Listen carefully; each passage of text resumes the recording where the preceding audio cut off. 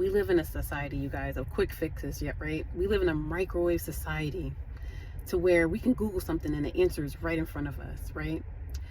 But when it comes to God's divine time, his timing isn't like our timing, you guys, right?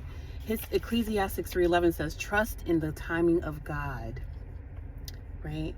He made everything in his beautiful time, right? So therefore, we can't push our timelines on God's timeline. We have to trust that God's divine time is perfect for our will and alignment for what he has in our lives, you guys. There's so often I made decisions based on wanting things to look a certain way in a particular time. In my mid-20s, I had to be married. I had to have a number amount of kids, you guys, because that was the perfect life that society deemed perfect at that time. But God has something greater for me in his time.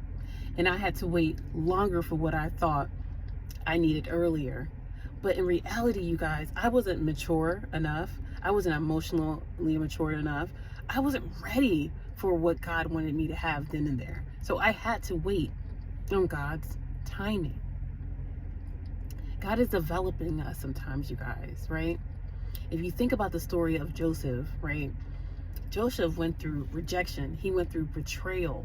He went through imprisonment. But in the background, God was pushing and propelling him to be in a position of authority, to be right next to the Pharaoh, you guys, calling the shots. But in that time, as he was waiting on God, he wasn't upset with God. And imagine, you guys, if he was rejected and betrayed and imprisonment, the anger most people would have had, and they would have left God. But Joseph didn't do that. He trusted in God, and God put him in a place of authority in his time. You guys, some of you guys are in the waiting phase, right? And you're waiting on God to answer your prayers. You're waiting on God for the breakthrough. You're waiting on God for the spouse. You're waiting on God for a financial move in your life. Whatever it is, you're waiting on God, you guys. But I encourage you guys to patiently wait on God and cheerfully wait on God, because God's timing is better than our timing. God's divine timing is way better than what we think we need in our lives. He knows exactly what we need because he created us with a purpose, you guys, right? He created us with a purpose. And so often, you guys, this creates fear instead of faith, right? In the waiting season, we're fearful that God will not come through for us, right? Even though we've seen him come through for many people, for us, we feel like it's not going to happen. But God is calling us to have faith. Fear tells us it's not going to happen, but faith tells us to trust in God. Faith tells us that God is faithful and that he does not go back on his word, right? That he, in Jeremiah 29:11, wants us to live and have an abundant life, right? Okay, and so Mark 11:24 says, therefore, whatever you ask for God in prayer, believe that you have it and receive it. Have faith that God is going to give you what you prayed for.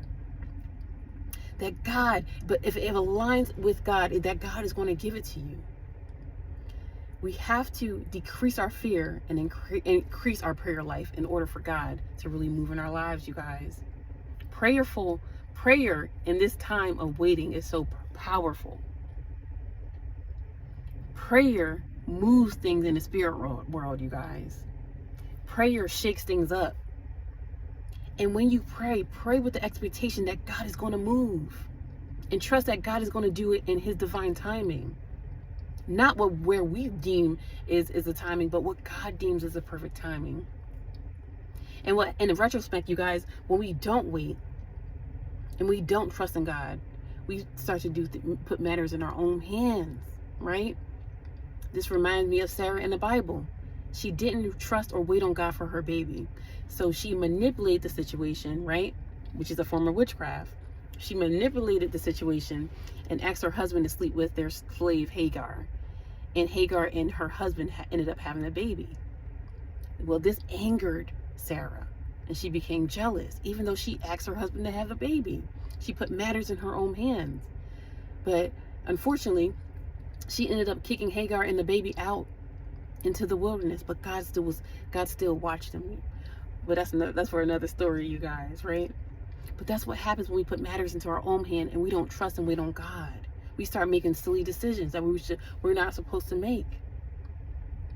Right? We start marrying the wrong people. We start taking up the wrong opportunities, right? Because we're not trusting on God to give us our baby.